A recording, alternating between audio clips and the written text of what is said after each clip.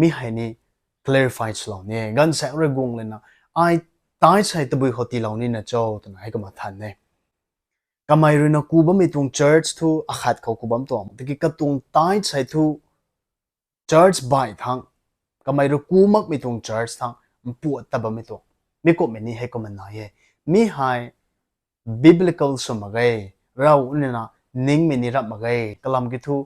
Kentucky Fried Chicken KFC เขานั่งเรนะตูเลนะ McDonald's ทั้งนั่งตัดเลยนะนั่งตรงเซียนแต่นั่งตีมาไง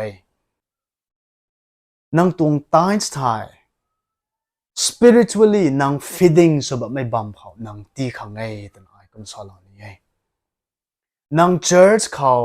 กวงเลยนะ pastor ดินไม่ตรงปริแต่เก่งเราไปกันเขานั่งลงนิ่งเขา encouragement ละต่อเวทายช่วยเฮียมละต่อเวทาย correction disciplines ละต่อเวตัวเวทายขัดนี้นั่งขังกลุ่มขาเรานะ covering สลองนะบัมไม่ตรงบัมก็ได้ไม่ตรง local church ก็ได้นั่งตรง tithes ไทยนั่งพงวงขังไงนั่งตรง tithes ไทยจะไรขังตีขังนี้รับมาไงแต่ก็มาสอนเรานี่ไง storehouse รักกายเขาพงวงขังได้แต่ก็มาสอนเรานี่พี่ตรงไทย